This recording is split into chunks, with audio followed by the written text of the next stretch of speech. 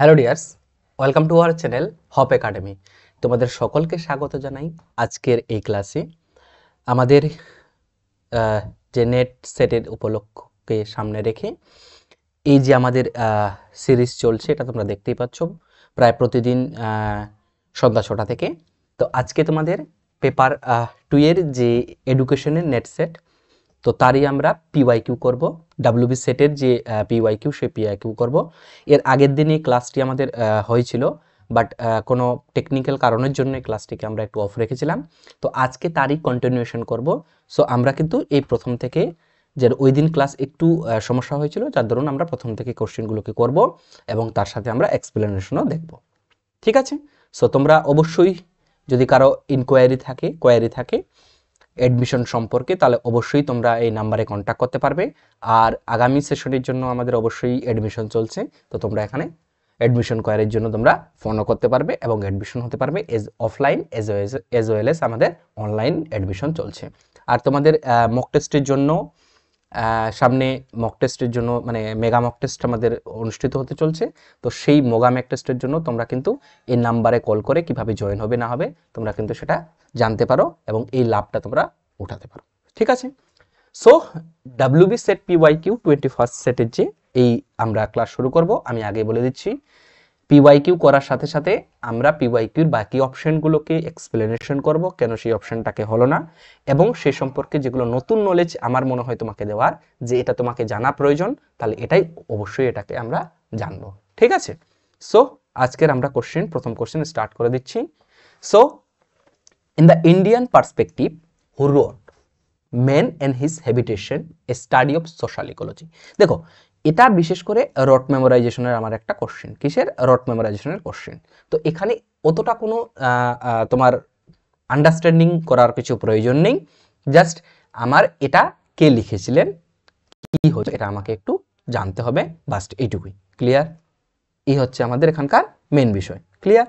So কে লিখেছিলেন, এটা যদি আমরা দেখি এই 4টি অপশনের মধ্যে, তাহলে তোমরা অ্যান্সার দেওয়ার অবশ্যই চেষ্টা করবে। আর শেষে, ঠিক আছে, শেষে তোমরা লিখবে যে আমাদের কি হয়েছে, কতগুলো কোশ্চেন অ্যান্সার করেছো তুমি। এখানে যতগুলো কোশ্চেন করানো হবে খাতায় তোমরা লিখে রাখবে যে আমার কটা অ্যান্সার হলো, এবং শেষে তুমি কমেন্ট বক্সে জানাবে।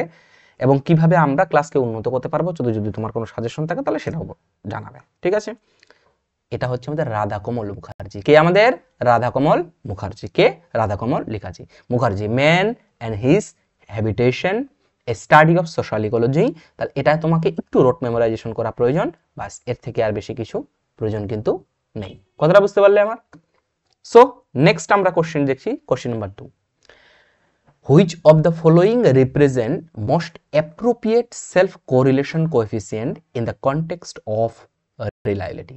আচ্ছা, রিলায়েবিলিটির কনটেক্সটের পরিপ্রেক্ষিতে যদি আমরা একটু দেখার চেষ্টা করি, তো সেটা কথা বলা হচ্ছে যে এখানকার মধ্যে কোনটি, হ্যাঁ, correlation of coefficient, self correlation, কি বলছে? Self correlation, coefficient of stability, coefficient of internal consistency, coefficient of equivalence, নাকি coefficient of inter item consistency? এই 4টির মধ্যে কোনটি অপশন? বারবার বলছি, কি পয়েন্ট ধরার চেষ্টা করবে? Self correlation coefficient in the context of reliability. Car? In the context of reliability. Clear? So এখানে যদি আমরা দেখি, তাহলে কি, এটা হচ্ছে আমার অপশন নাম্বার এ। কি? Option number A. কি? Coefficient of stability. যখন আমরা কোএফিসিয়েন্ট অফ স্টেবিলিটির কথা বলছি, তখন বাকিগুলো তার মধ্যে চলে আসছে। আর কোএফিসিয়েন্ট অফ স্টেবিলিটি মানে কি জানো? এই কোএফিসিয়েন্ট অফ স্টেবিলিটি মানে একটি টেস্ট যখন আমরা করব, সেই টেস্টটিকে ওভার টাইম একবার করছি, আরেকবার টুয়াইস করা হলো। সো টেস্ট রিটেস্ট মেথডের সাহায্যে আমরা এই কোএফিসিয়েন্ট অফ স্টেবিলিটি বিশেষ করে মেজার করি, আর এটা টেস্ট রিটেস্ট রিলায়েবিলিটির মধ্যে পড়ে। তো এর মাধ্যমে যে এই আমার যে টেস্ট আছে, এই টেস্টটা স্টেবল কি নয়, স্টেবল কি নয়, ঠিক আছে? তো this reflects how a stable results and directly assess the self correlation over time. অর্থাৎ একটারই রেজাল্ট বারবার করে চেক করা এবং প্রিভিয়াসের সঙ্গে সেটা দেখা। কথাটা বুঝতে পারলে তুমি? তাহলে এই হচ্ছে ব্যাপার। আর কোএফিসিয়েন্ট অফ ইন্টারনাল কনসিস্টেন্সি, যেটা কি মেজার করে? How well items on a test measure the same construct. যেটা আমি মেজার করতে চাইছি সেটা কিভাবে মেজার করছি, এটা ক্রনবাচ আলফার সাহায্যে আমরা করি। কোএফিসিয়েন্ট অফ ইকুইভ্যালেন্স, যেটা দুটো গ্রুপের মধ্যে করা হয়, score between two equivalent forms, দুটো ফর্ম থাকবে, সেই দুটো ফর্মের মধ্যে দেখা হবে। আর একটা হচ্ছে আমার কি, একটা হচ্ছে আমার coefficient of inter item consistency, যেটা বলা হচ্ছে আমার এক্সামাইন করা হয় যে কোরিলেশন এবং টেস্ট আইটেমস ইন্টার আইটেম, একটা আইটেমের মধ্যে, so items ensure the consistently measure the same construct. এটা ইন্টার আইটেমের মধ্যে এই কোরিলেশনটা আমার কোএফিসিয়েন্ট আমার দেখা হয়, কি হয়, কোএফিসিয়েন্ট আমার দেখা হয়। ঠিক আছে, সো নেক্সট আমার question 3 number, what is not modernization? এখানকার মধ্যে কোনটি মডারাইজেশন নয়, কি কোনটি মডারাইজেশন নয়, যেটা তোমাকে বলা হচ্ছে কোনটি নয়, clear? So progressive change in all works of life, westernization, urbanization, industrialization, এই চারটির মধ্যে কোনটি অ্যান্সার হবে না, কি এই চারটির মধ্যে কোনটি অপশন নয়, এখানে তোমাকে বলতে হবে। তো দেখো একটা বেসিক্যালি জিনিস দেখো, যখন আমরা প্রোগ্রেসিভ কথাটা ইউজ করছি তার মানে আমি ডেভেলপ হচ্ছি, যখন আমরা ওয়েস্টার্নাইজেশন কথা বলছি তখন শুধু বাইরের কিছু জিনিসকে অ্যাকসেপ্ট করছি। আরবানাইজেশন, যখন আমরা রুরাল থেকে আমাদের মানে চাহিদার জন্য আমরা কি করছি, শহরের দিকে অগ্রগতি হচ্ছি। ইন্ডাস্ট্রিয়ালাইজেশন, যখন আমার ইন্ডাস্ট্রি ডেভেলপ হচ্ছে, কি হচ্ছে, আমার ইন্ডাস্ট্রিটা ডেভেলপ হচ্ছে, তখন বলা হচ্ছে। তাহলে কোনটা, তাহলে এটা অবশ্যই যখন শুধু আমরা এখানে কে হবে না, এখানে ওয়েস্টার্নাইজেশন। কেন, কারণ মডার্নাইজেশনের মধ্যে এটা পড়ে না যে ওয়েস্টার্ন কিছু পরণ বা ধরন আমরা কিছু কপি করলাম, এটা আমার মডার্নাইজেশন নয়। যখন আমার একটা প্রোগ্রেসিভ চেঞ্জ আসছে, মডার্নাইজেশন মিন্স আমার একটা চেঞ্জ, একটা ট্র্যাডিশনাল চেঞ্জ থেকে ডেভেলপ হওয়া। Westernization is not a developing things, যে আমি একটা জিনিস নিয়ে আসলাম বাস, এটা নয়। ঠিক আছে, সো মডার্নাইজেশন দ্যাট মিন্স টেকনোলজির অ্যাডভান্সমেন্ট, ইকোনমি তোমার অ্যাডভান্সমেন্ট, কালচারাল ভালো হওয়া, গভর্নেন্স ভালো হওয়া, প্রোগ্রেসিভ লাইফস্টাইল, এই সমস্ত কিছু। তো এগুলো যদি আমরা একটা উদাহরণ দেখি, সেটা হচ্ছে industrialisation, urbanisation, secularisation, technological advancement, democratisation, mobility, social education, alternatives, cultural change হওয়া, যেমন ভ্যালুস, নর্মস এগুলো শিফট হওয়া এবং সেটা ডেমোক্রেটিকের দিকে যাওয়া, দ্যাট মিন্স বেটারমেন্টের দিকে যাওয়া। কিসের দিকে যাওয়া, বেটারমেন্টের দিকে যাওয়া, কিসের দিকে যাওয়া, বেটারমেন্টের দিকে যাওয়া, তখনই আমরা বলবো যে মডার্নাইজেশনস। আদারওয়াইজ আমরা কোনো একটা বিষয়কে জাস্ট অ্যাকসেপ্ট করলাম, হ্যাঁ, ওয়েস্টার্ন কিছু বিষয় খালি অ্যাকসেপ্ট করলাম, that is not modernization, that is not under the modernization. Clear? Next যদি আমরা একটু দেখি কি হচ্ছে 4 number questions, social classes and their sub cultures are most important to a student of education because. Questions দুবার করে পড়বে, আমি একবার করে পড়িয়ে দিচ্ছি, তোমরা দুবার করে পড়বে। কোশ্চেন্সের মধ্যেই উত্তর লুকিয়ে থাকে। সো বেটারমেন্ট ওয়েতে তোমার কোশ্চেনটাকে বোঝা মানে তোমার উত্তর, অর্ধেক উত্তর পেয়ে যাওয়া। আর কিছু অপশনগুলোকে আমরা বাদ দিয়ে আমরা সেটাকে করতে পারি। ঠিক আছে, সো সোশ্যাল ক্লাসেস এন্ড দেয়ার সাবগ্রুপস, এক তো বলা হয়েছে সোশ্যাল ক্লাস, হ্যাঁ, তারপর বলা হচ্ছে আমাদের sub and their sub cultures, এবং তাদের যে সাব কালচার্স আছে, আর most important to a student of education because teachers also come from different social changes classes, students belongs to different social classes, schools may belong different social classes differ from one another in many ways which are important for education। এখানকার মধ্যে কোনটা সব থেকে বেশি, দেখো teacher also came from, এখানে টিচারের সঙ্গে কোনো গুরুত্ব নেই, এখানে বলা হচ্ছে স্টুডেন্টস অফ এডুকেশন, ভালো করে বলছে স্টুডেন্ট অফ এডুকেশন, ভালো করে দেখো, most important to a student of education.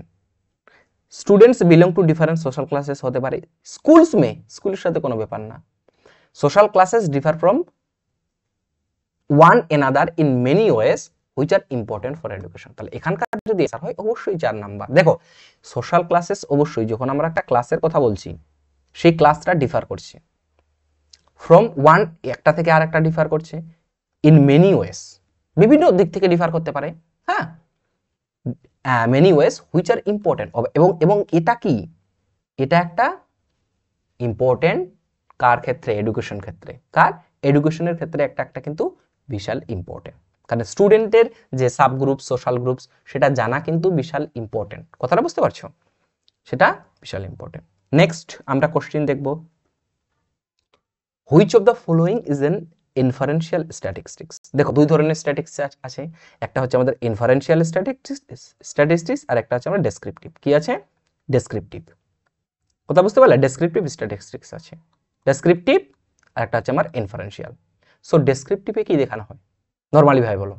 ডেসক্রিপটিভে only we describe the data, যে ডেটাটা আমি পেয়েছি, যে ডেটা আমি পেয়েছি কালেকশন করে সার্ভে থেকে যেখান থেকে হোক, সার্ভে করা হোক, বিশেষ করে সার্ভে করে আমরা ডেটা পাই, অন্যান্যভাবে আমি যেটা পাচ্ছি কোয়ালিটিভ ডেটা কোয়ান্টিটিভ ডেটা। তো আমি যখন ডেসক্রাইব করছি যেটাকে, এখান থেকে কোনো প্রেডিকশন হবে না, ডেসক্রিপটিভ রিসার্চ থেকে প্রেডিকশন হবে না, জেনারেলাইজেশন হবে না, যেখানে ইনফারেন্সিয়াল স্ট্যাটিস্টিক্স যেখানে আমার প্রেডিকশন এবং জেনারেলাইজেশন দুটোই হবে। ক্লিয়ার? সো এটার মধ্যে কোনটি হয়? মিন, কোরিলেশন, স্ট্যান্ডার্ড ডেভিয়েশন, কাই স্কয়ার। তাহলে এখানে যদি আমরা দেখি কোনটি ইনফারেন্সিয়াল স্ট্যাটিস্টিক্স হয়, অবশ্যই কাই স্কয়ার, অবশ্যই chi square. Mean, correlation and standard deviation under the descriptive statistics, কে ডেসক্রিপটিভ স্ট্যাটিস্টিক্স এর মধ্যে পড়ে। তাহলে এটা তোমরা একটু মাথায় রাখবে। ক্লিয়ার? সো একটু যদি আমরা দেখে নিই, so inferential statistics make prediction or inferences about the population based on sample data। যে স্যাম্পল থেকে আমি ডেটা কালেকশন করছি, সেই স্যাম্পলটা যখন আমরা পপুলেশনের ক্ষেত্রে একটা জেনারেলাইজেশন বা একটা কনক্লুশন দিতে যাব, একটা প্রেডিকশন দিতে যাব, ইনফারেন্স ড্র করতে যাব, তো সেক্ষেত্রে আমার ইনফারেন্সিয়াল স্ট্যাটিস্টিক্স প্রয়োজন। And chi square is the কি করে টেস্ট করে? Use to determine whether there is significant association between categorical variables. অর্থাৎ যে সমস্ত ক্যাটাগরিক্যাল ভেরিয়েবলস আছে, সেই ক্যাটাগরিক্যাল ভেরিয়েবলগুলো সিগনিফিকেন্ট অ্যাসোসিয়েশন হয় কিনা। তো কাই স্কয়ার সম্পর্কে আমরা পড়বো, তোমরা কিছুটা হলেও জানো, যদি তোমাদের নাও জানো তোমরা একটু দেখে নিবে কাই স্কয়ার কি।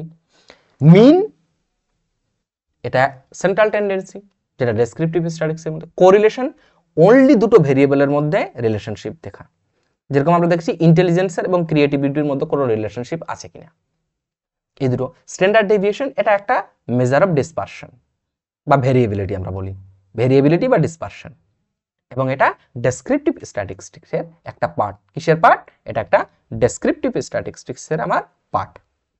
ক্লিয়ার? নেক্সট কোশ্চেন যদি আমরা দেখি, 6 number question, 10 which focus the major direction of the study into specific areas of inquiry. 10 which focus the major ডাইরেকশনের দিকে ফোকাস করে of the study into specific areas of inquiry আর কি আছে? Research questions, purpose statement, hypothesis, নাকি ফরশুট problems. অর্থাৎ তোমাকে একটা স্পেসিফিক এরিয়ার দিকে, তুমি যখন কোনো একটা রিসার্চ করছো, সেই রিসার্চের ক্ষেত্রে তোমাকে একটা স্পেসিফিক ফোকাসের দিকে নিয়ে যাচ্ছে। দেখো একটা টপিক যখন তুমি ড্র করছো, সেই টপিকের তোমার একটা স্পেস বাউন্ডারি থাকে, যে আমি শুধুমাত্র এখানকার এইটুকু বিষয় দেখতে চাইছি, এইটুকু বিষয় দেখতে চাইছি। তাহলে এটা তোমাকে কে করে দিচ্ছে? এটা তোমাকে কে, এই বাউন্ডারিটা তোমাকে কে করে দিচ্ছে? তো এই বাউন্ডারিটা করে দিচ্ছে আমার কে? আমার রিসার্চ কোশ্চেন। কি করে দিচ্ছে? আমার রিসার্চ কোশ্চেন্স।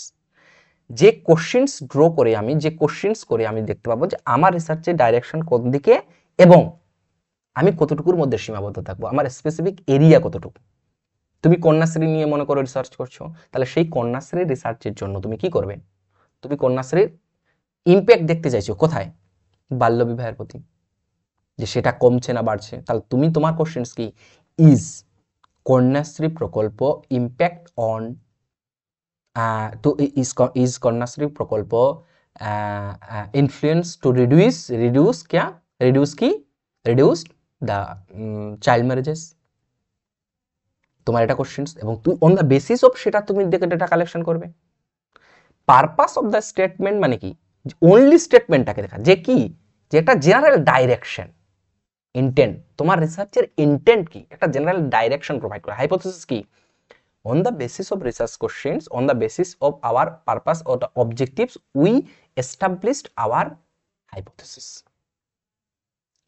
রিসার্চ কোশ্চেন্স এবং অবজেক্টিভস এর উপর বেস করে আমি আমার হাইপোথেসিস ক্রিয়েশন করি, যে হ্যাঁ আমার কন্যাশ্রী প্রকল্প বাল্যবিবাহে রোধ করতে পেরেছে বা পারেনি, যেগুলো আমি হাইপোথেসিস করে নিলাম।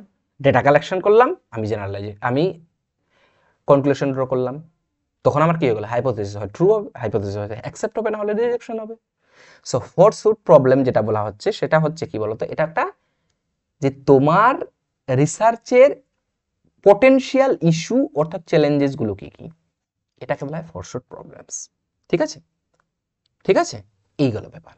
নেক্সট কোশ্চিন যদি আমরা দেখি, কোশ্চিন নাম্বার 7, সোশ্যালাইজেশন ইজ কি, সোশ্যালাইজেশন ইজ কি বলা হচ্ছে, যে সোশ্যালাইজেশন ইজ করে পড়ো, সোশ্যালাইজেশন কি বলছে, the formation of N attachment bond between N infant and it's career, A tendency of social theorist to explain everything in terms of social issue, the process of becoming part of a society by learning its norms and values, the historical process by which societies change from traditional to modern।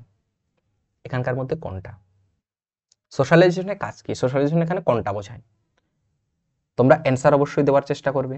তো answer হবে অবশ্যই, দেখো যখন এ tendency of social theories to explain everything in terms of social causes, না হতে পারে, শুধুমাত্র এইটুকুই নয়, সোশ্যালাইজেশন কথা হতে হলো সামাজিকীকরণ। তাহলে একটা শিশু সামাজিকীকরণ করা মানে সেই শিশু জন্ম থেকে তার কেরিয়ার এবং তার মৃত্যু পর্যন্ত কি হয়, সে যে তার যে ডেভেলপমেন্ট হচ্ছে, তার যে ফরমেশন হচ্ছে, দ্যাট ইজ কল্ড সোশ্যালাইজেশন, সামাজিকীকরণ। সো কার সামাজিকীকরণ হয়, স্টুডেন্ট বা হিউম্যানের সামাজিকীকরণ হয়, তাই না? সো সেই হিউম্যানের কখন থেকে শুরু হয়, ইনফ্যান্ট থেকে ইটস ক্যারিয়ার পর্যন্ত, ইনফ্যান্টস থেকে তার ক্যারিয়ার পর্যন্ত সেটা শুরু হচ্ছে। বুঝতে পারলে? কোনো সমস্যাই নাই কোশ্চেন্সের। নেক্সট কোশ্চেনগুলো হচ্ছে, which of the following statement is not true about family. Family সম্পর্কে নিচে, এটা সোশিওলজির পার্টের উপর কোশ্চেন্স, অর্থাৎ ইউনিট 1-এর যে সি সেকশন আছে সেই সি সেকশনের উপর আমাদের এডুকেশন সাবজেক্টে। ঠিক আছে, so which of the following statement is not true about the family? It is the only recognized relationship for a child bearing.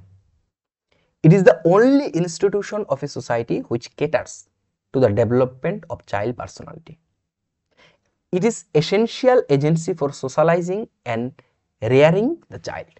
And it is the only important agency that introduces a child to the culture of the society. Questions এইভাবে পড়বে এবং ভালো করে ধীরে পড়বে, কথা বুঝতে পারলে? এবং লাইনটা যে পড়বে সেই লাইনের মধ্যে তোমার অ্যান্সারটা, মানে তুমি মানটা যেন বুঝতে পারো, তাহলে তুমি অ্যান্সার করতে পারবে, আদারওয়াইজ তোমার অ্যান্সার করা মুশকিল। সো এর অ্যান্সার অবশ্যই আমাদের বি। দেখো এটা একটা শুধুমাত্র ইনস্টিটিউশন, বলছে এটা কি নট ট্রু, কন্টিনিউ। দেখো it is the only socially recognized relationship child, অবশ্যই হয়, যেটা সোশ্যালি ফ্যামিলি কি socially recognized. It is the essential agency for socializing and rearing child, socialization করা মানে স্টুডেন্টকে বা লার্নারকে বা শিশুকে সোশ্যালাইজেশন করতে সাহায্য করে কে, আমার family. It is the only important agency that introduces the child to the culture of the society, অর্থাৎ ফ্যামিলির সাহায্যে একজন ইনফ্যান্ট বা একজন শিশু কি করে বলতো, সোসাইটির সঙ্গে, সোসাইটি কালচারের সঙ্গে পরিচিত হয়, কথা বুঝতে পারলে? পরিচিত হচ্ছে। সো এই ব্যাপার এখানে বলা হচ্ছে কি নয়, it is the only institution society which caters development of child personality, only child personality development করে। তো which statement is not true about the family সম্পর্কে নয়, চাইল্ড পার্সোনালিটি আমাদের বাইরের সোসাইটি থেকেও ডেভেলপমেন্ট হচ্ছে। ক্লিয়ার? এবার আমরা নেক্সট কোশ্চেন দেখব, a series of generalization that attempt to explain any phenomenon in a systematic manner refers to. একটা সিরিজ অফ জেনারেলাইজেশন যেটা কি অ্যাটেম্প্ট করছে, টু এক্সপ্লেইন এনি ফেনোমেনন, কোন একটি ঘটনা কি, ইন এ সিস্টেমেটিক ম্যানার। হাইপোথেসিসে এটা করা হয়, রিসার্চ কোশ্চেনে করা হয়, থিওরিতে করা হয়, নাকি এজাম্পশনে করা হয়, কোনটি করা হয়? ভালো করে বোঝার চেষ্টা করবে কোশ্চেনটা, বুঝতে পারছো? যে একটা সিরিজ অফ জেনারেলাইজেশন যেখানে এক্সপ্লেইন করানো হচ্ছে, কথাটা বুঝতে পারলে? এটা হচ্ছে আমার কি, এটা হচ্ছে আমার অবশ্যই থিওরি। হাইপোথেসিসে অনলি আমরা কি করি, এটা শুধুমাত্র হাইপোথেসিস ফর্ম করি আমরা রিসার্চের ক্ষেত্রে, রিসার্চ কোশ্চেন্স আমরা রিসার্চের ক্ষেত্রে, যেটা আমরা একটু আগে পড়লাম, যেখানে একটা বাউন্ডারি করে দিচ্ছে, কি করে দিচ্ছে, আমাকে বাউন্ডারি করে দিচ্ছে যে আমি রিসার্চ কোন দিকে যাবে বা কতটুকু করবে, একটা স্কোপ মানে একটু ডাইরেকশন দিয়ে দিচ্ছে। থিওরিতে আমরা সবকিছু পাই, যেরকম পিয়াজের থিওরি, সেখানে একটা ঘটনা ভালো করে ব্যাখ্যা করে দেওয়া আছে। এজাম্পশন, এজাম্পশন কি, এজাম্পশন একটা নর্মাল, যেটা basic and untested premises or belief. Assumption করছি আমি এটা হতে পারে, ওয়ান টাইপ অফ আমি hypothesis is specific, assumption is basic and untested premise, বুঝতে পারলে? এন্ড হাইপোথিস, দেখো এজাম্পশন এবং হাইপোথিসের মধ্যে ডিফারেন্স কি, হাইপোথিসিস একটা স্পেসিফিক বলছে, কেমন, যেরকম এখানে বলা হচ্ছে যে ইন্টেলিজেন্সের সঙ্গে ক্রিয়েটিভিটির কোনো সম্পর্ক নাই, সম্পর্ক নেই, তাহলে এটা স্পেসিফিক ভাবে বলছে। এজাম্পশনের ক্ষেত্রে কি, এজাম্পশনের ক্ষেত্রে টোটালি হ্যাঁ ইন্টেলিজেন্স এবং হাইপোথিসের সঙ্গে হতে পারে, হতে পারে বা হবে, এ ওইভাবে স্পেসিফিক ভাবে বলবে না যে এটাই হয়। Clear? So research question a guiding during a query, guiding the investigation, যে ইনভেস্টিগেশনে আমাকে গাইড করতে সাহায্য করছে, that is research questions. Next question বলা হচ্ছে আমার, which of the following qualitative research uses both qualitative and quantitative research tool for data collection. দেখো তোমার এখানে অনেক সময় মনে হবে আমি জানি না সেটের অ্যান্সার কিতে যেটা এখানে দেওয়া হয়েছে সেটা কিন্তু আমি কোনো রকম যুক্তি খুঁজে পাইনি, হয়তো পরবর্তীকালে অ্যান্সার চেঞ্জ করেছে কিনা আমি জানি না, বাট এখানে বলা হয়েছে ground theory research, ethnography research, phenomenological research, action research. কথাটা বুঝতে পারছো, কথাটা বুঝতে পারছো? এই গেল ব্যাপার, এই গেল ব্যাপার। কিন্তু বেসিক্যালি এখানে অ্যান্সার দেওয়া হয়েছে এথনোগ্রাফিক রিসার্চ, আর বিশেষ করে এথনোগ্রাফিক রিসার্চ এখানে বলা হচ্ছে রিসার্চ টুল ইউজ করি ফর ডেটা কালেকশনের জন্য। আমি তোমাকে একটা সিম্পল কথা বলছি, সেটা হলো যে ethnographic research only depend on culture, যখন আমি একটা কালচার সম্পর্কে জানতে চাইছি, কি কালচার সম্পর্কে জানতে চাইছি, সেই কালচার কেমন কি। গ্রাউন্ড থিওরি রিসার্চে আমরা দুই ধরনের টুলস আমরা ইউজ করতে পারি গ্রাউন্ড থিওরির ক্ষেত্রে, এটা বিশেষ করে কোয়ালিটেটিভ করা হয়, কিন্তু সেখানে কোয়ান্টিটেটিভও যুক্ত থাকতে পারে ডেটা কালেকশনের জন্য। ফেনোমেনোলজিক্যাল রিসার্চ এটাও একটা আমার কোয়ালিটেটিভ। অ্যাকশন রিসার্চের ক্ষেত্রে আমি তোমাকে বলছি সরি, অ্যাকশন রিসার্চের ক্ষেত্রে আমরা অনেক সময় কোয়ালিটেটিভ ডেটা কালেকশন, কথাটা বুঝতে পারছো, কোয়ান্টিটেটিভ এবং কোয়ালিটেটিভ। কিন্তু এখানে অ্যান্সারটা কেন এথনোগ্রাফিক রিসার্চ দিয়েছে আমি কিন্তু জানি না, জানি না মানে আমি সন্দেহ হচ্ছে, বাট আমার মতে এই অ্যান্সারটা হয়তো এখন যদি আমি দেখো, আমি তো একেবারে বলছি না যে ফুল, বাট আমি অনেক খুঁজলাম, আমি খুঁজে পেলাম না এথনোগ্রাফি রিসার্চ, আমি দেখতে পেলাম কোয়ালিটেটিভ কোয়ালিটেটিভ। দেখো এখানে কোয়ালিটেটিভ রিসার্চ বলে দিয়েছে uses both quantitative and quantitative research টুল, যেটাকে ইউজ করা হয়, ঠিক আছে।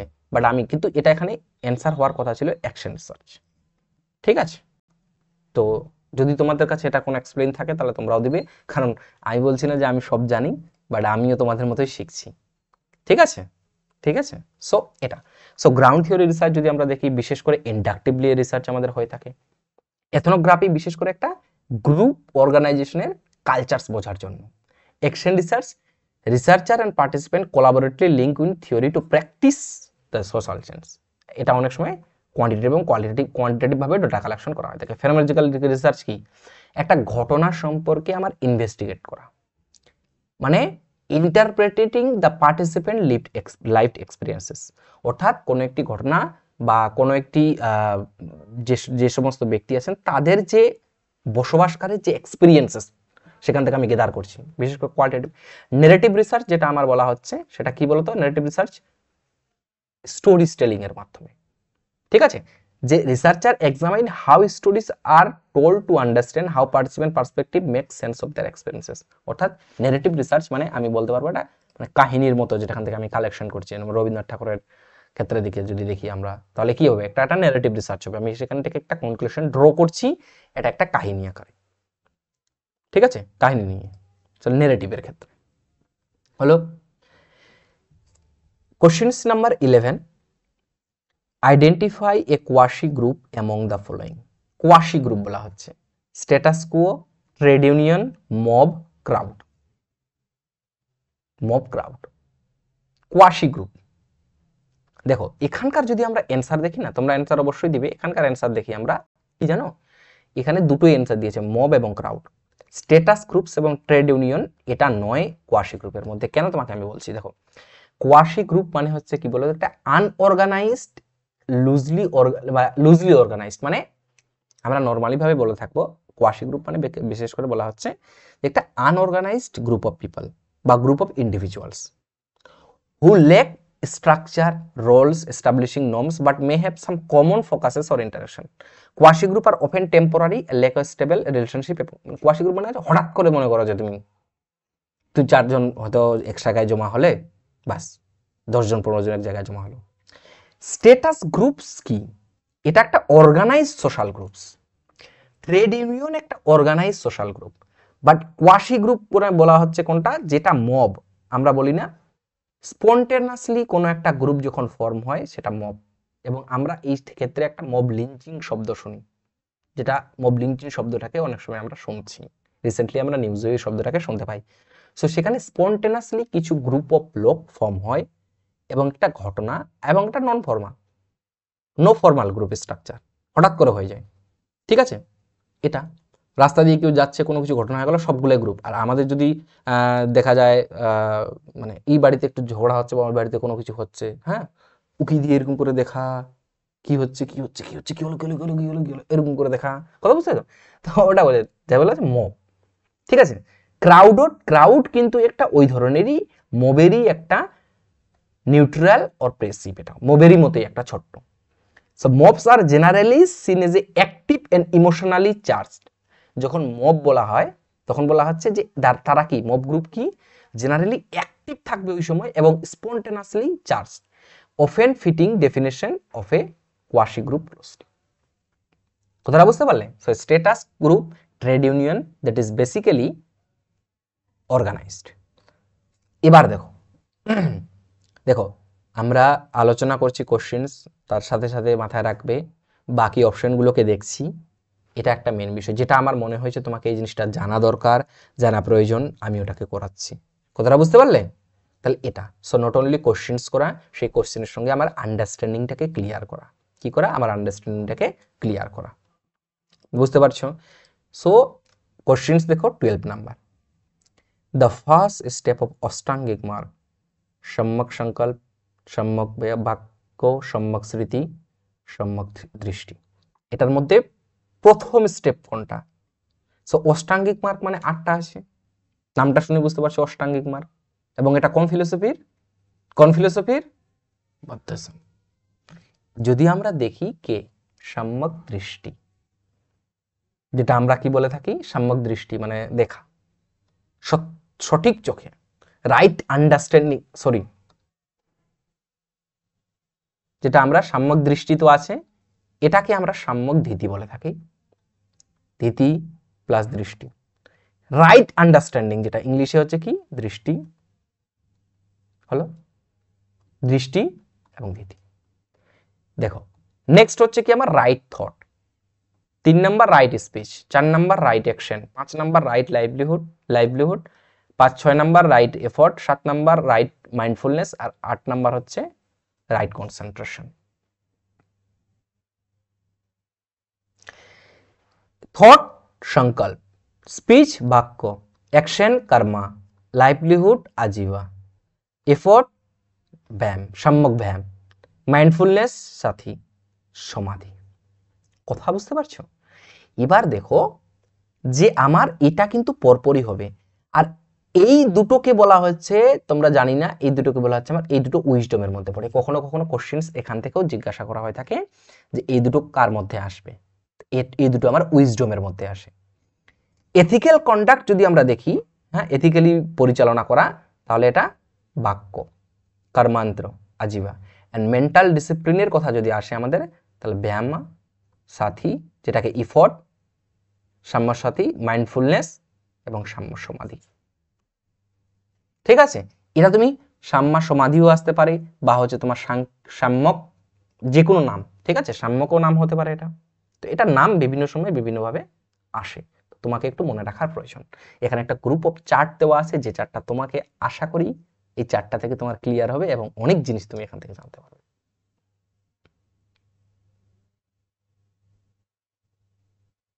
ঠিক আছে, এই গেল আমার ব্যাপার। এবার তোমরা এখানে দেখো, এখানকার যে মনে রাখার, যদি তোমরা ইংলিশটাও মনে রাখার চেষ্টা করো, তাহলে প্রথমকার ওয়ার্ডগুলো তোমরা এখানে লিখো, লিখে তোমরা একটা নিমোনিক বানাও। U T, right thought, S A, L E,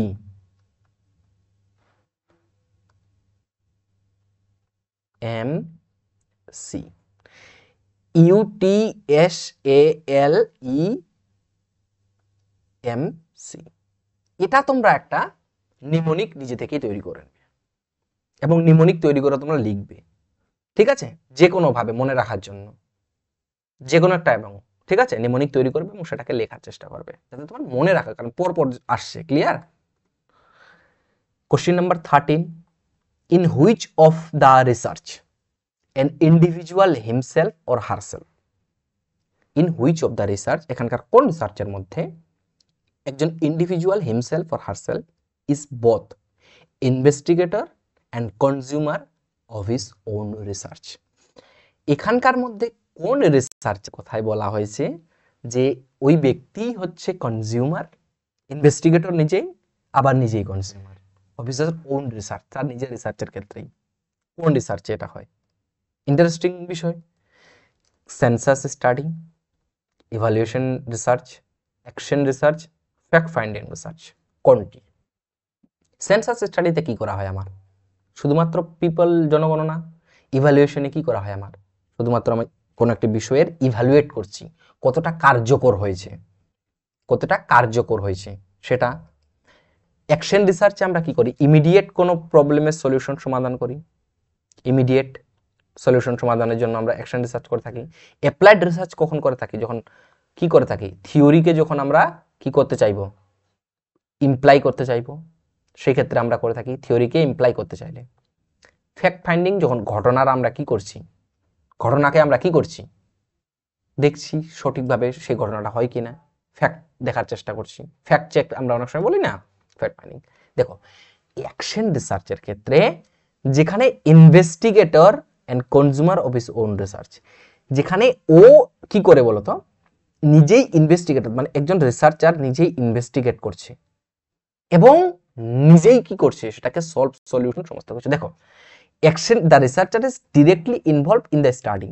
action রিসার্চে কি করে, যেহেতু ইমিডিয়েট সলিউশন, মানে ইমিডিয়েট কোনো প্রবলেমের সলিউশন করছে, immediate solution, study and applies finding for their own practice or environment, making it self reflective and practical। অর্থাৎ আমি কোনো একটি, আমার দেখো, আমি ক্লাসে, আমার ক্লাস কতটা ইফেক্টিভ হয়েছে না হচ্ছে, বা আমার ক্লাস কতটা কি হচ্ছে, এটা আমি দেখার জন্য আমি নিজেই রিসার্চ করলাম, অবজেক্টিভস ক্রিয়েশন করলাম, এবং তার বেসিসে আমি কি করছি, আমি সেটাকে দেখছি।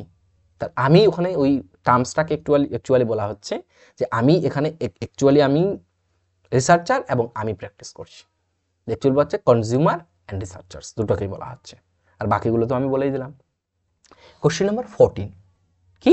Question number 14, current achievement is predictable from prior achievement. ভালো করে দেখো, বর্তমানের যে অ্যাচিভমেন্টটা সেটা প্রেডিক্টেবল ফ্রম প্রায়র অ্যাচিভমেন্ট, মানে একটা আগের অ্যাচিভমেন্ট থেকে, আগের যে অ্যাচিভমেন্টটা ছিল সেই অ্যাচিভমেন্ট থেকে কারেন্ট অ্যাচিভমেন্টটা প্রেডিক্টেবল, প্রেডিক্ট করা যায়, মানে আগের কোনো তোমার একটা অ্যাচিভমেন্ট দেখে বর্তমানের অ্যাচিভমেন্টটাকে তোমাকে প্রেডিক্ট করা যাচ্ছে। In a study aiming to examine, একটা স্টাডিতে যেটা এইম রাখা হয়েছে, কি রাখা হয়েছে? Aim to examine the effects of strategies on a children mathematics achievement. ঠিক আছে, একটা স্টাডির এইম হচ্ছে কি এইম হচ্ছে কি, যে একটা স্ট্র্যাটেজি দিয়ে পড়াচ্ছে এবং সেটা ম্যাথমেটিক অ্যাচিভমেন্টের ক্ষেত্রে, একটা স্ট্র্যাটেজি ইউজ করে পড়াচ্ছে এবং সেটা ম্যাথমেটিক অ্যাচিভমেন্টের ক্ষেত্রে কি হচ্ছে, ম্যাথমেটিক অ্যাচিভমেন্টের ক্ষেত্রে কতটা প্রভাব দেখা দিচ্ছে। A researcher introduce prior achievement in his research design. Here prior achievement is, প্রথমে বোঝার চেষ্টা করো, দুটো ভেরিয়েবল, একটা হচ্ছে আমার স্ট্র্যাটেজি এবং সেই স্ট্র্যাটেজির বেসিসে আমার ইন্ডিপেন্ডেন্ট ভেরিয়েবল ম্যাথমেটিক্সের কি অ্যাচিভমেন্ট দেখা দিচ্ছে। বাট এখানে বলল যে প্রায়র অ্যাচিভমেন্টের বেসিসে আমরা কি করতে পারি, বর্তমানের যে অ্যাচিভমেন্টটা, তাহলে সেই অ্যাচিভমেন্টটাকে আমরা প্রেডিক্ট করতে পারি।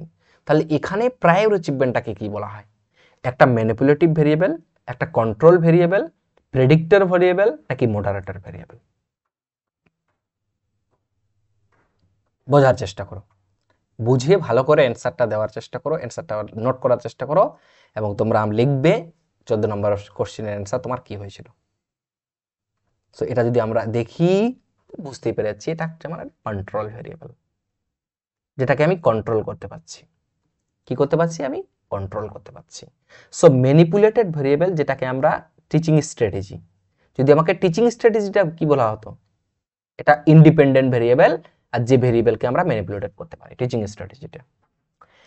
প্রায়র অ্যাচিভমেন্টকে আমি কি করতে পারছি বলতো, আগের যে অ্যাচিভমেন্ট আছে সেই অ্যাচিভমেন্টটাকে আমি কন্ট্রোল করছি। প্রেডিক্টর ভেরিয়েবল এখানে ডিপেন্ডেন্ট ভেরিয়েবল, কোনটি, যেটা হচ্ছিল আমার ম্যাথমেটিক্স অ্যাচিভমেন্ট, ম্যাথমেটিক্যাল যে অ্যাচিভমেন্ট সেটা।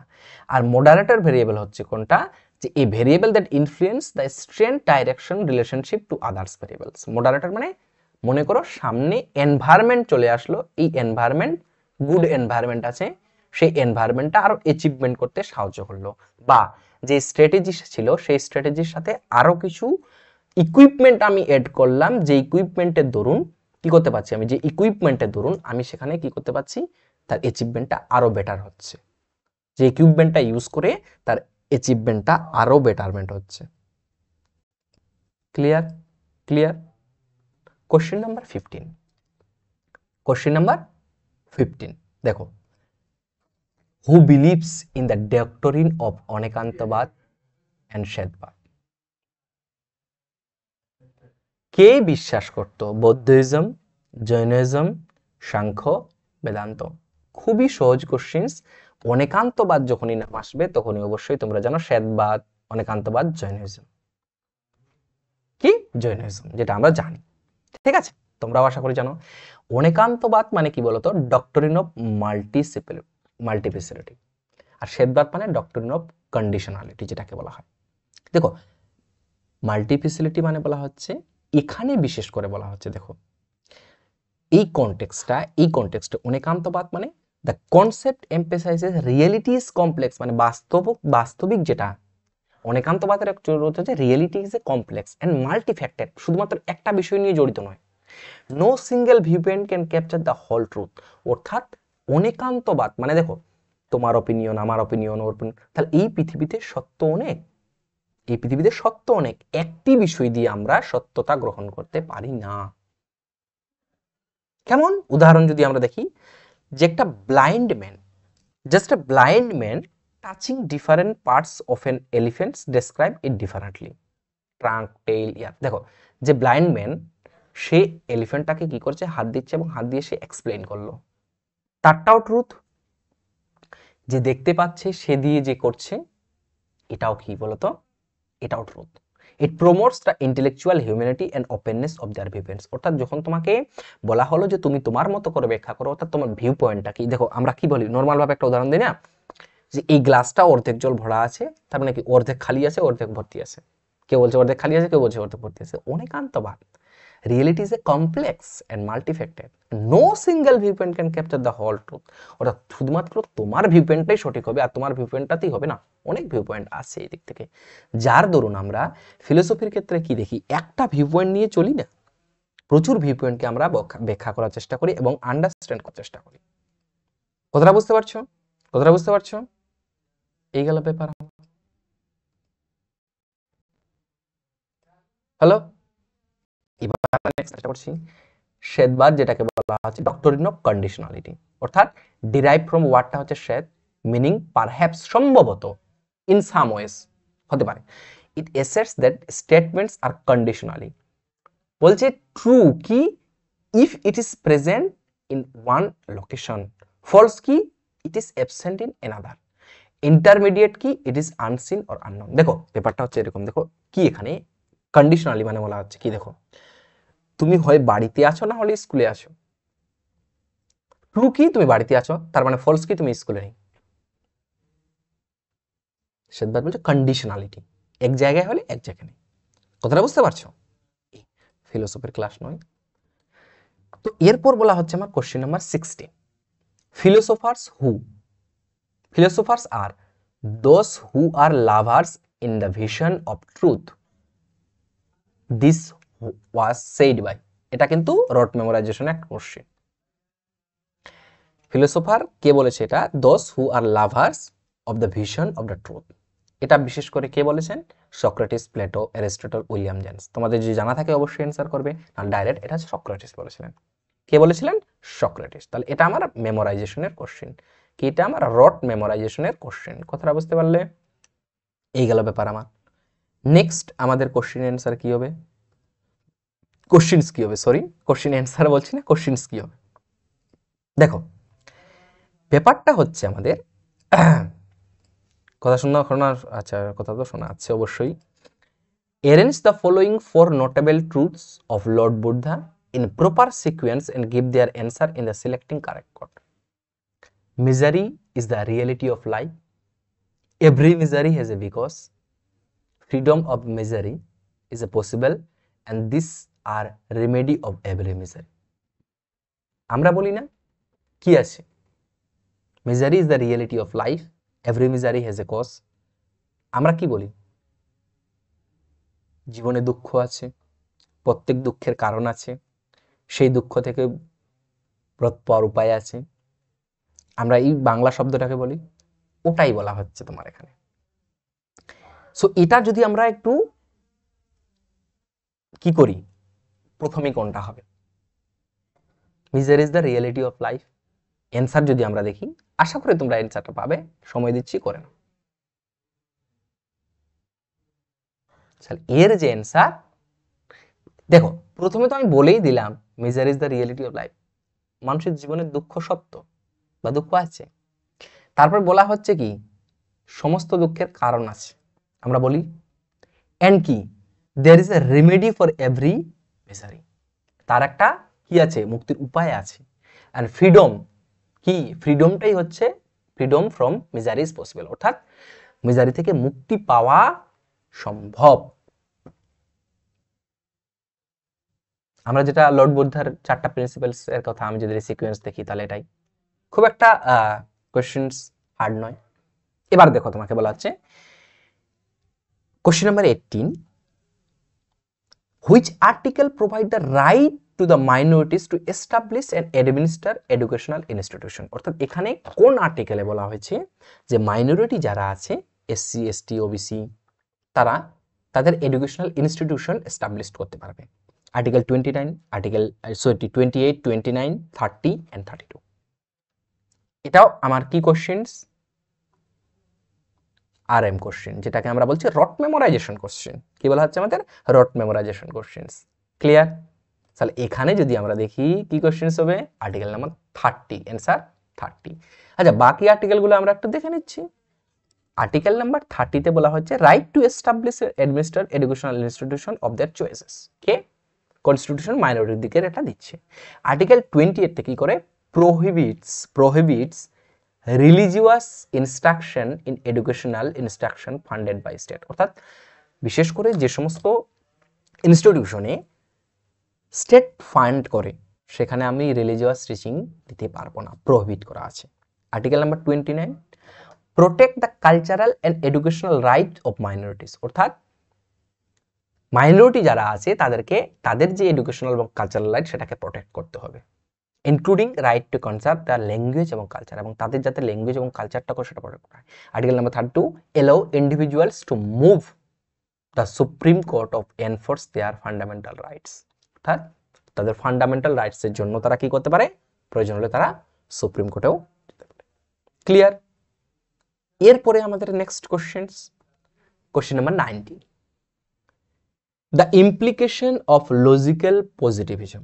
The implication of logical positivism is framing the content, determining the aim, teaching methodology নাকি maintain discipline. পজিটিভিজম শব্দটা কি শুনে আমার কি মাথায় আসছে? পজিটিভিজম, স্পষ্ট পজিটিভিজম। পজিটিভিজম মানে কি মনে আসছে আমার? কি মনে আসছে পজিটিভিজম মানে? শুনি, মনে করার চেষ্টা করো। সো পজিটিভিজম অ্যাকচুয়ালি আমরা যদি দেখি, লজিক্যাল পজিটিভিজম মানে কি? Empirical investigation. কি মনে আসে আমার? Empirical investigation. কি? Empirical investigation. কথাটা বুঝতে পারলে? Empirical investigation. So the implication of logical positivism, তো এম্পিরিক্যাল ইনভেস্টিগেশন মানে কি বলা হচ্ছে? ডিটারমিনিং দ্য এইম, না ফ্রেমিং দ্য কন্টেন্ট, নাকি মেন্টাল ডিসিপ্লিন, টিচিং মেথোডোলজি। এখানে কোথায় এম্পিরিক্যাল ইনভেস্টিগেশন কার মাধ্যমে? টিচিং কিভাবে করাতে হবে, টিচিং যে মেথোডোলজি থাকবে সেটা এম্পিরিক্যাল ওয়েতে থাকবে। কি থাকবে আমার? এম্পিরিক্যাল ওয়েতে থাকবে, তো না ডিটারমিনিং দ্য ওয়ে। সো এখানে বলা হচ্ছে দেখ, logical positivity emphasize the empirical investigation and the use of scientific methods to teaching and learning এর ক্ষেত্রে।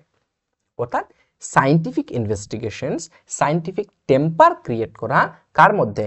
Through the teaching methods, through the teaching methods to the student.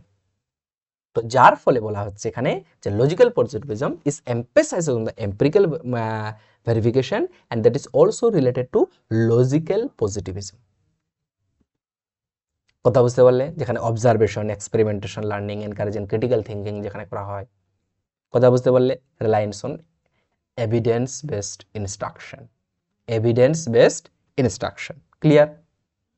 Next যদি আমরা একটু দেখার চেষ্টা করি কোশ্চেন নাম্বার 20। ক্লাস যতটাই হোক কোনো সমস্যা নাই, হয়ে যাবে আমাদের। A teacher can never truly teach unless he is still learning himself. একজন, আমরা কখন বলি না, নর্মালি বলি টিচারকে সারা জীবন পড়তেই হয়, এবং সে কখনো ভালোভাবে টিচ করতে পারবে না যতক্ষণ অবধি সে নিজে লার্নিং স্টেজে থাকবে না। আমিও শিখছি, সো আমি এই জন্যই বলছি তোমাদের, আমার দিকে যদি কোনো ভুল হয়ে থাকে তাহলে এটাও মনে রাখবে যে আমি লার্নিং স্টেজেও আছি। A teacher can never truly teach unless he is still learning himself. A lamp can never light another lamp unless it is continuous to burn its own flame. অর্থাৎ একটি ল্যাম্প দিয়ে যখন আমরা মোমবাতি, মনে করো এই মোমবাতি দিয়ে অন্য মোমবাতিকে আমি আলো তখনই জ্বালাতে পারবো যখন এই মোমবাতি নিজে জ্বলছে। এ যদি বুঝে যায়, এ আবার অন্য কাউকে কি করে জ্বালাবে? এটা কে বলেছে? মহাত্মা গান্ধী, শ্রী অরবিন্দ, রবীন্দ্রনাথ ঠাকুর, স্বামী বিবেকানন্দ। এটা আমার রট মেমোরাইজেশন কোশ্চেন, এটা রবীন্দ্রনাথ ঠাকুর বলেছেন। কে বলেছেন? রবীন্দ্রনাথ ঠাকুর। রবীন্দ্রনাথ ঠাকুর কি করেছেন? শান্তিনিকেতন স্টাবলিশ করেছেন। ঠিক আছে, নেক্সট যদি আমরা একটু দেখার চেষ্টা করি, the which of the following is relevant for both research questions and hypothesis. Question ভালো করে দেখো, রিসার্চ কোশ্চেন এন্ড হাইপোথিসিস। মাথায় এটা রাখার চেষ্টা করো, রিসার্চ কোশ্চেনস কি করে? তোমাকে গাইড করছে, এমনকি তোমাকে তোমার যে রিসার্চের স্কোপ সেটা বলে দিচ্ছে। হাইপোথিসিস কি করে? হাইপোথিসিস থেকে তোমাকে একটা স্পেসিফিক টেস্টেবল স্টেটমেন্ট করে দেয়, টেস্টেবল এন্ড টেন্টেটিভ স্টেটমেন্ট করে দেয়। তাহলে এটা বলা হলো which of the following is relevant for both research question and hypothesis. Ke description of a single variable, explaining relation among variables, exploration of a central phenomenon, naki narrowing the purpose of statement in research. Description of a single variable এর description এর কথা বলছে, যেটা research question এবং hypothesis হয় কি, নাকি explaining relation among variables, নাকি exploration of a central phenomenon, নাকি narrowing the purpose of statement in research. Answer অবশ্যই অ্যান্সার কি আমার? narrowing the purpose of statement in research. দেখো, description of a single variable এর সাহায্যে আমরা কি করব? এটা হাইপোথিসিস এবং রিসার্চ কোশ্চেনের সাথে রিলেভেন্ট। ভেরিয়েবল থাকে সেখানে, explaining the relation among variables, ওটা তো আমি এক্সপ্লেন টেস্টেবলের মাধ্যমে পারবো যে এটা হচ্ছে কিনা। Exploration of a central phenomenon, ঘটনা, এটা research questions and research hypothesis. Narrowing মানে রিসার্চ কোশ্চেন কি করে, নেরোইং করে দেয় the purpose of a statement in research. এবং হাইপোথেসিসও কি একটা স্পেসিফিক হাইপোথেসিস গঠন হয় কোথা থেকে, based on the research questions, based on the research question hypothesis will be framed. So research questions আমাকে সেটা কি করে দেয়, রিসার্চ কোশ্চেনের প্রথম কাজ হচ্ছে কি, সেটাকে ছোট করে দেওয়া, স্কোপ নেরো মাইন্ডেড করে দেওয়া, এটাই আমার অ্যান্সার। তুমি যদি শুধুমাত্র রিসার্চ কোশ্চেনটাকে ধরে চলতে তাহলে অ্যান্সার হয়ে যেত। কথা বুঝতে পারলে, কথা বুঝতে পারলে, এই গেল তোমার অ্যান্সার। ঠিক আছে, এই গেল আমার আজকের questions number 22। External criticism is in historical research refers. এই কোশ্চেনের অ্যান্সারটা যেটা দিয়েছে সেটার সাথে আমি সহমত হতে পারছি না। Accuracy of historical content, external বলছে, usefulness of historical evidence, consistency of historical information, নাকি জেনুইননেস অফ হিস্টোরিক্যাল সোর্সেস। এখানে দেখো আমরা ইন্টারনাল দুটো হিস্টোরিক্যাল রিসার্চের ক্ষেত্রে দুটো হয়, একটা হচ্ছে ইন্টারনাল, এটা একটা হচ্ছে আমার এক্সটার্নাল। ইন্টারনাল দেখো এখানে অ্যান্সার দেওয়া আছে accuracy of historical content, but accuracy আমি চেক করি ইন্টারনাল ক্রিটিসিজমে। এটা তোমরা যদি যে কোথাও গুগলে সার্চ করো অন্তত পেয়ে যাবে, বাট অ্যান্সার এখানে এটাই দিয়েছে, অ্যান্সার এখানে এটাই দিয়েছে। জেনুইননেস চেক করি আমরা এক্সটার্নালে, যেখানে এটা অ্যান্সার হওয়ার কথা ছিল। যদি আমরা একটু দেখি তাহলে ইন্টারনাল ক্রিটিসিজমে আমরা অথেন্টিসিটি এবং অ্যাকুরেসি দেখি, আর ইন্টারনাল এক্সটার্নাল ক্রিটিসিজমে আমরা জেনুইননেস দেখি কনসিডারিং রিলেশন হিস্টোরিক্যাল। যেরকম ইন্টারনাল ক্রিটিসিজমে কি দেখি, who created and when it is created, এটা সঠিক কিনা। কনসিস্টেন্সি, আর there are any contradiction of errors in document. So এখানে যেটা দেওয়া আছে সেটাই, বাট এটা অ্যান্সার হওয়ার কথা ছিল জেনুইননেস অফ হিস্টোরিক্যাল সোর্সেস। ঠিক আছে, তো জেনুইননেস তোমার দেওয়া better. Pragmatism is a mid way between. আচ্ছা, প্রাগম্যাটিজম কাদের দুজনের মধ্যখানে অবস্থান করে। কথা বুঝতে পারলে, কথা বুঝতে পারলে, তোমাকে তুমি তুমি বাড়িতে তিনজন আছো, তোমার বাবা, তুমি আর তোমার মা, তাহলে মিডিলে কে, বাবা একদিকে মা একদিকে, ছবি যখন তোলা হয় বাবা একদিকে মা একদিকে, তুমি মাঝখানে আমি মাঝখানে, বাবা একদিকে মা একদিকে। সো বলা আছে প্রাগম্যাটিজম ইজ দ্য মিডওয়ে। কার মিডওয়ে বলতে পারে, ন্যাচারালিজম, আইডিয়ালিজম, মানে যার মধ্যে দুটোই ভাবনা বর্তমান, যার মধ্যে দুটোই ভাবনা বর্তমান। Naturalism, idealism, idealism humanism, idealism realism, realism naturalism. তো কার মধ্যে বলো। আমি এতক্ষণ ধরে বসে ক্লাস করাচ্ছি বা এতক্ষণ রেকর্ড করছি ক্লাস, হ্যাঁ, তোমরা বসে থাকতে পারছো, এটাই অনেক। সো এটা হচ্ছে দেখো প্র্যাগম্যাটিজম যখন আমরা বলছি প্রয়োগবাদ, তখন এর কিন্তু কিছুটা পার্ট ন্যাচারালিজমেরও আমরা দেখি এবং কিছুটা আইডিয়ালিজমেরও দেখি। কথা বুঝতে পারলে, কথা বুঝতে পারলে, আইডিয়ালিজমের এবং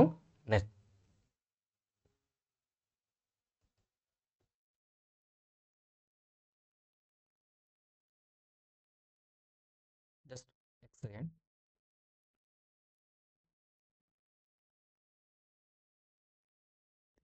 কোশ্চেন্স, হ্যাঁ, ন্যাচারালিজম এবং আইডিয়ালিজমের মিডওয়ে দেখি আমরা প্র্যাগম্যাটিজম। ক্লিয়ার। এবার দেখি আমাদের কোশ্চেন নাম্বার 24। বেশি না, 6টা কোশ্চেন আছে। Which one is not under the process of existentialism, যেটা আমাদের মডার্ন যদি আমরা বলি সব থেকে দিক থেকে ওয়েস্টার্ন ফিলোসফির মধ্যে এটা এক্সিস্টেন্সিয়ালিজম। কোনটি এক্সিস্টেন্সিয়ালিজম প্রসেসের মধ্যে পড়ে না। The teacher is the main pillar of the entire educational process. সেই এক্সিস্টেন্সিয়ালিজমে তো এটা কোনটি মেইন পিলার কি হবে। The teacher is help student towards realizing the self, নিজেকে অনুভব করার জন্য টিচার সাহায্য করে থাকে স্টুডেন্টকে। The teacher help the learner to establish the relationship between being and non being, তাদের মধ্যে রিলেশনশিপ করার চেষ্টা করে। Under the guidance of teacher student should try to realize self through introversion. এক্সিস্টেন্সিয়ালিজমের যদি মেইন দেখি আমরা সব থেকে বেশি গুরুত্ব দিই, দ্য টিচার হেল্প করে কাকে, শুধুমাত্র হেল্প করে কাকে, establish the relationship between being and non being. Existentialism অর্থাৎ তোমার অস্তিত্ব বর্তমান কি নয়, between being and non being. কথাটা বুঝতে পারছো? এই যদি আমরা 25 নম্বর কোশ্চেন দেখি, কি which one is not the correct method of education according to অদ্বৈত বেদান্ত। অদ্বৈত বেদান্তের মতে কোনটি কারেক্ট মেথড অফ এডুকেশন নয়? শ্রবণ বিধি, মনন বিধি, নিদিধ্যাসন বিধি, কর্মা বিধি। দেখো, কারেক্ট মেথড অফ এডুকেশন মাথায় রাখবে। মেথড অফ এডুকেশনের কথা বলা হচ্ছে। কি বলা হচ্ছে? Method of education. বারবার বলছি, মেথড অফ এডুকেশন। অবশ্যই কর্মাবিধি কিন্তু নয়। কি তিনটাই ছিল? শ্রবণ, মনন আর নিদিধ্যাসন। তিনটা বিধি ছিল আমার। কি ছিল? তিনটা বিধি ছিল। একটা হচ্ছে শ্রবণ বিধি, যেটা লিসেনিং বা স্ক্রিপচারসের মাধ্যমে, মনন বিধি যেটা হচ্ছে reflecting the completing of teachings, and নিদিধ্যাসন যেটা হচ্ছে deep meditation or assimilation of the knowledge. যেটা আমরা অ্যাসিমিলেশন বলি পিয়াজের থিওরিতে, ওটা নিদিধ্যাসন বিধি যেটা বলা হয়। অ্যাসোসিয়েশন, সরি, হ্যাঁ, ডিপ মেডিটেশন করার মাধ্যমে যেটা আমরা শিখি। কর্মা বিধি রেফার্স অ্যাকশন অর রিচুয়ালস, যেটাকে বলা হচ্ছে একটা রিচুয়ালস করা বা একটা অ্যাকশন করা। অদ্বৈত Vedanta occurs courses the more general and self realization. আচ্ছা, সেটা কোনো বিষয় নয়। বিশেষ করে এই তিনটা দিয়েছিল, কর্মাবিধি কিন্তু তার মেথড অফ টিচিংস এর মধ্যে ছিল না। 26 নম্বর কোশ্চেন কি বলা হচ্ছে?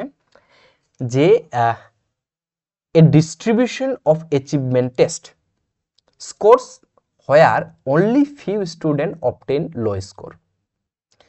একটা অ্যাচিভমেন্ট টেস্ট হয়েছে যেখানে কিছু student, few student low score পেয়েছে। তো এটা থেকে আমার কি গঠন হয়?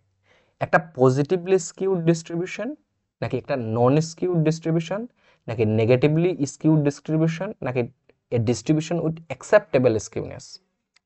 যদি আমরা নর্মাল কার্ভ দেখি, তাহলে এটা কখন স্কিউ হয়ে যায়? ডেটা যখন আমার নর্মাল থাকে না, যদি আমরা নর্মাল কার্ভ দেখি, তাহলে নর্মাল কার্ভের যখন আমার ডেটা থাকে না, যখন পজিটিভ ভাবে চলে যায়, কিরকম এইভাবে করে যাচ্ছে।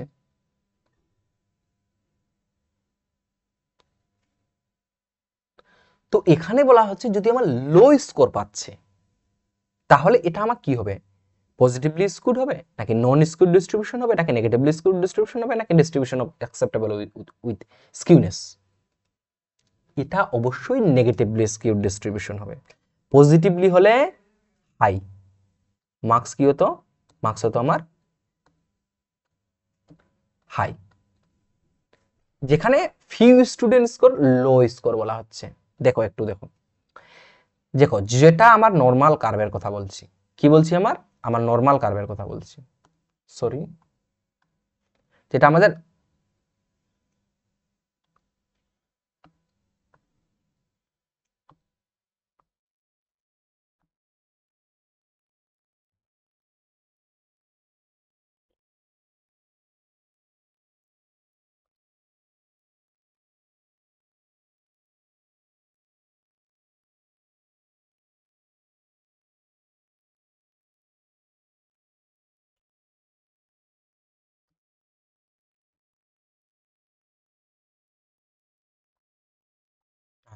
নর্মাল কার্ভের কথা বলছি, যেখানে মিন মিডিয়ান মোড একই থাকে। যখন নেগেটিভ স্কিউনেস হচ্ছে, তখন আমাদের কি মিন কম, মিডিয়ান সব থেকে বেশি, মোড সব থেকে বেশি। ঠিক আছে? আর যখন আমার পজিটিভ স্কিউনেস বলছে, সেখানে আমাদের মোড, মিডিয়ান, পজিটিভলি স্কিউড। তো এটা পজিটিভ ডাইরেকশনে যাচ্ছে, এটা নেগেটিভ, তার মানে এখানে লো স্কোর। এটা আমাদের নর্মাল কার্ভ, যেখানে কোনো স্কিউনেস থাকে না, একটা নেগেটিভলি স্কিউড এবং একটা পজিটিভলি স্কিউড হচ্ছে। কি হচ্ছে? পজিটিভলি স্কিউড এবং নেগেটিভলি স্কিউড, যদি আমরা নর্মাল কার্ভের দিক থেকে দেখার চেষ্টা করি। Clear? Clear? So question number 27, setting up Navodaya Vidyalaya a space setting educational institution in India is outcome of কোন কমিশনের বা কোন পলিসির আউটকাম হিসাবে নবোদয় বিদ্যালয় হয়েছিল? Kothari commission, national policy on education NPE, Mudaliar commission, national policy on education. 1968 আর 1986 কোনটি? এটা মোটামুটি তোমার জানা কোশ্চেন। এটা 1986 এর যে আমাদের policy, national policy on education এসেছিল, সেই ন্যাশনাল পলিসি অন এডুকেশনের হচ্ছে আমার কি, এটা আমার হয়েছিল। কি হয়েছিল? কি হয়েছিল না,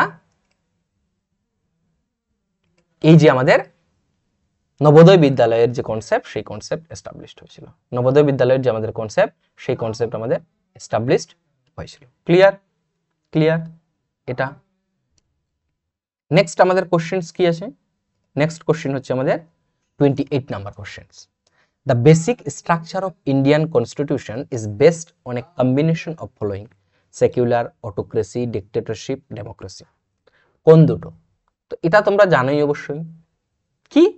এক তো অটোক্রেসি হবে না, এক ডিক্টেটরশিপ হবে না। তাহলে এক আর চার, তাহলে এক আর চারকে option number 3 answer.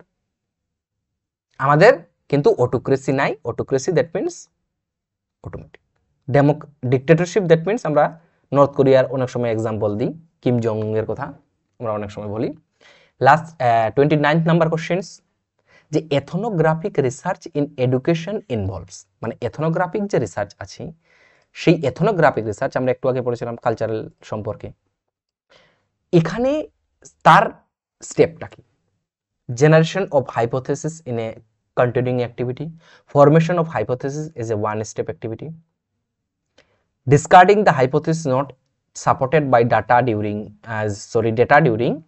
the study, testing hypothesis based on the obtained data in the study. এখানকার মধ্যে কোনটি ঠিক নয় এথনোগ্রাফিক রিসার্চ সম্পর্কে? সরি, কোনটি হয়? এথনোগ্রাফিক রিসার্চ এডুকেশন ইনভলভস কোনটি হয়? চারটি আছে। দেখো এখন কালচারের কথা বলছি, তো বলা আছে হাইপোথেসিস সম্পর্কে। এখানে বলা হয়েছে যে প্রথমে generation hypothesis of contingent activity করা হয়, continuing activity, formulation hypothesis one step activity, discarding hypothesis not supported by the data during the study, নাকি testing hypothesis based on the. দেখো, এক তো এথনোগ্রাফিক রিসার্চ আমাদের কোয়ালিটেটিভ, আমি জাস্ট এইটুকু তোমাদের হেন্টস দিলাম, তোমরা অ্যান্সারটা করে নাও। দেখো, এক তো আমাদের হাইপোথেসিসটা, এখানে তো কোনো টেস্টিং এর কোনো এখানে নেই।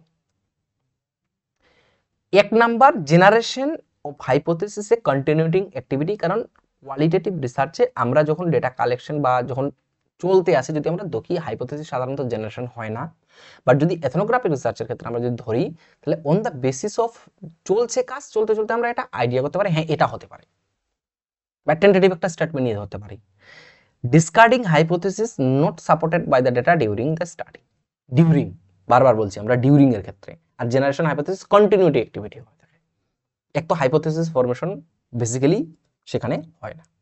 কথাটা বুঝতে পারছো?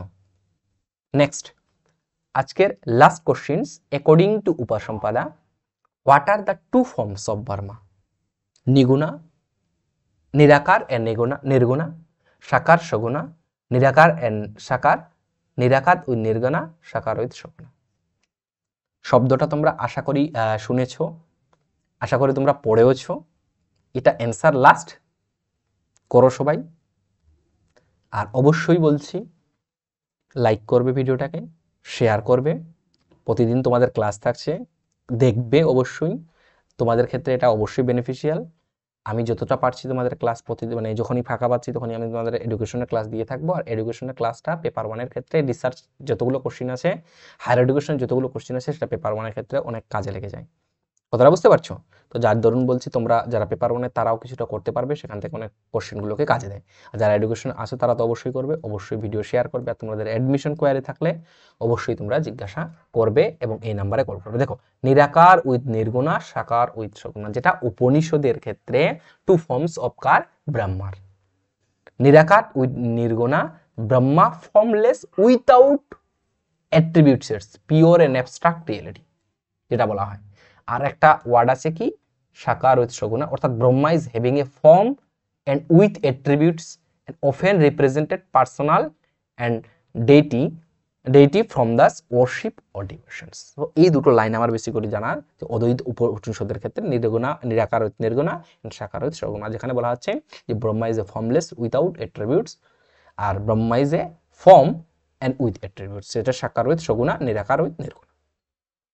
ক্লিয়ার? উপনিষদের এই দুটো বিষয়। তাহলে আশা করি তোমাদের যে ভিডিওটি সেই ভিডিওটি ভালো লেগেছে। থ্যাংক ইউ সবাইকেই এতক্ষণ ধরে ভিডিওটিকে দেখার জন্য। অবশ্যই তোমরা কতগুলো কোশ্চেন কারেক্ট হলো এটা অবশ্যই তোমরা জানাবে। তোমাদের এরকম ভিডিও লাগবে, কী ধরনের সমস্যা হচ্ছে অবশ্যই তোমরা কমেন্ট বক্সে জানাবে। কতগুলো কোশ্চেন হচ্ছে অবশ্যই ভিডিওকে শেয়ার করবে। অ্যাডমিশন কোয়ারির জন্য অবশ্যই ফোন করবে। আর আমরা অবশ্যই তোমাদের সাথে আছি পরীক্ষা হওয়া অবধি, পরীক্ষার পরেও আছি। যে কোনো কোয়ারি, কোনো বিষয়ে তোমাদের ক্লাস লাগতে পারে সেটা তুমি অবশ্যই কমেন্ট বক্সে জানাও। কমেন্ট অবশ্যই করো, কারণ 1 ঘন্টা ক্লাস দেখার পরে তোমরা সবাই দেখছো বা 1.5 ঘন্টা ক্লাস দেখছো, দেখার পরে তুমি 30 সেকেন্ডের জন্য কমেন্ট যদি না লেখো, নাইনসাফি হচ্ছে, বুঝলে? আমরা তো তোমাদের কাছ থেকে এইটুকুই চাইছি না, আমরা তো তোমাদের কাছ থেকে এইটুকুই চাইছি যে তোমরা এই ক্লাসটা দেখার পরে তোমরা একটু কমেন্ট করবে, আমরাও মোটিভেট ফিল করব। আমি তোমাদেরকে মোটিভেট করছি এবং তোমরাও আমাকে মোটিভেট করবে কমেন্ট করে। কথাটা বুঝতে পারলে? সো আনলেস, একটু আগে আমরা একটা লাইন পড়লাম না, যে যতক্ষণ অবধি আমি না জ্বলছি ততক্ষণ অবধি আমি তোমাদের, মানে কি, মানে যতক্ষণ অবধি এই মোমবাতি না জ্বলে, যতক্ষণ অবধি এই মোমবাতি না জ্বলে ততক্ষণ অবধি ওই মোমবাতি কি করে জ্বলবে? তোমার দিক থেকে আর আমার দিক থেকে বলছি। তো যতক্ষণ অবধি আমি তোমাকে মোটিভেট করছি, যদি তুমি আমাকে মোটিভেট দিবে, নিবে, মিলাবে, মিলিবে, যাবে না ফিরে। কথাটা বুঝতে পারলে? তাহলে আমি তোমাদের ক্লাস দিচ্ছি, তোমরা আমাকে কমেন্ট দিবে। কথাটা বুঝতে পারছো? কতগুলো কোশ্চেন অ্যান্সার হলো এটা তোমরা জানাবে। আর অ্যাডমিশন কোয়ারির জন্য অবশ্যই তোমরা ফোন করবে, বা যে আমাদের হতে চলেছে মক টেস্ট, সেই মক টেস্টে তোমরা অবশ্যই পার্টিসিপেট করো। অবশ্যই তোমাদের স্কোর ভালো হবে আশা করি। ধন্যবাদ। এরপরের ক্লাসে দেখা হবে। ভালো থাকবে, সুস্থ থাকবে।